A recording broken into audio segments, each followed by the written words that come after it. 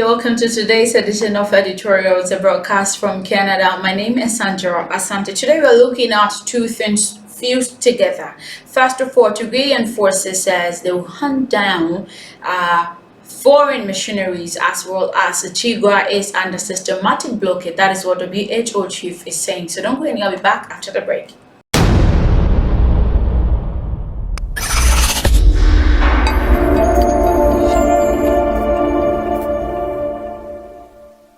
You're welcome back from the break. Thank you so much for staying with me. We'll start off with the Tigrayan forces, and the Tigrayan forces has said on Friday to hunt down foreigners they say were supporting the Ethiopian government as mercenaries and technical experts in a year-long war. Tigray People's Liberation Front (TPLF) spokesperson Gatito Reda said the foreigners could be from Turkey, China, Israel, or the United Arab Emirates. Government spokesperson Legesu Tulu did not immediately respond to a request for comment. There have been no independently verified report of the wiring sites using mercenaries to date. There's a child to Reuters via satellite phone that we don't care what their nationality is. We will hunt them down. They will be treated like the mercenaries they are. The war, which has killed thousands and forced more than 2 million people from their homes, the conflict escalated this month after the forces from the northern region of Tigray and their allies made territorial gains and says to march to the capital. The government claims the gains have been exaggerated. The government also declared a state of emergency on November 12th. That allows suspects to be detained for as long as the state of emergency lasts, allows house-to-house searches without a warrant, and requires citizens to carry identity cards, some of which, like those issued by some regions, can be an indication of ethnic origin.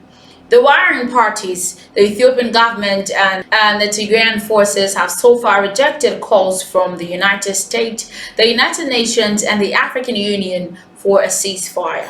But both sides have set conditions that the other rejects.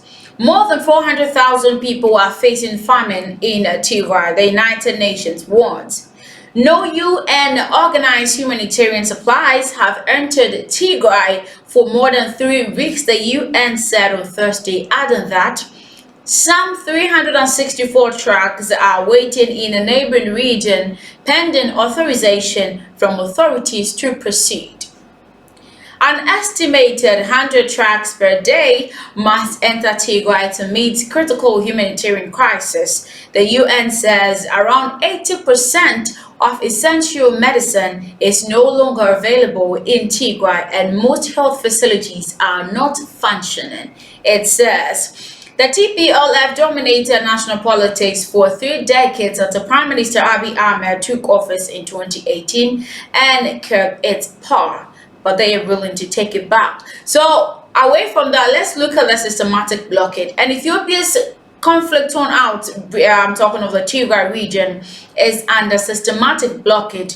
The World Health Organization, WHO, Director General has said, warning that people were starving to death and dying from lack of access to medicine. People are dying because of lack of supplies. Tedros Adhanom Ghebreyesus himself from Ethiopia's northern and battle region has told reporters on Friday in Geneva.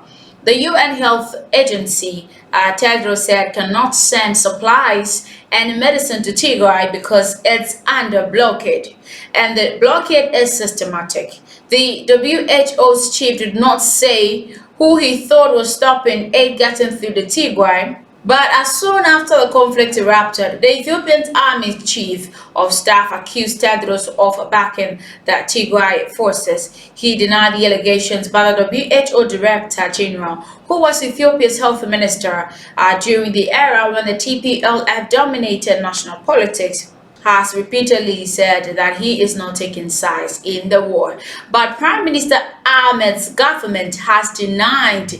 They are claiming that it's not true of blocking aid to the region and has said that It is rebuilding infrastructures. I don't know whether building infrastructures are more important to the aid in the region, but the UN has repeatedly called on the government to get aid into the north, and he has said that shortages there are man-made. So no aid has gone into the region by road since October 18th, and 364 trucks are stuck in the capital of Afar pending authorization from authorities to proceed, the UN said on Thursday in a weekly report on the humanitarian situation in Tigrayan. Assistance from the WHO, I beg your pardon, and other aid organizations to the region had shriveled to almost nothing, said Tedros. So no medicine, people are dying. No food, people are starving. No telecommunications, they are isolated from the rest of the world. And also they are saying that no fuel as well as no cash, he added. The WHO chief also lamented how Tigrayans across the country were being profiled and arrested en masse by the thousands.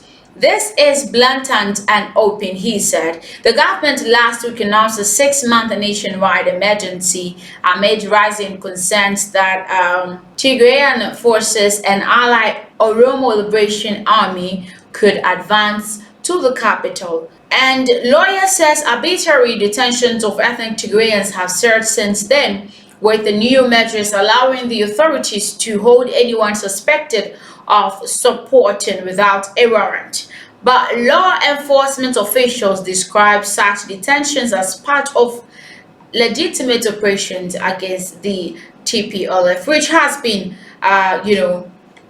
very awkward. But Ethiopia's government has denied targeting Tigrayan based on their ethnicity, but there is no systematic arrest because of your profile, Redham Hussein, state minister for foreign affairs, told Al Jazeera on Wednesday.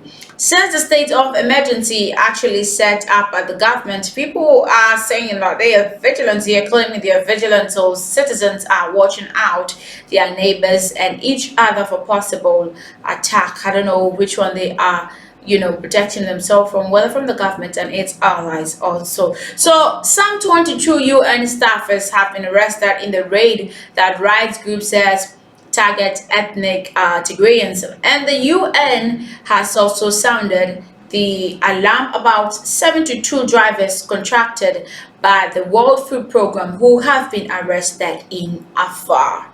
The trucks are not getting to the region and the drivers are being arrested as well. That's so absurd. But thank you so much for watching today's editorials. My name is Sandra Asante. You should have an amazing day.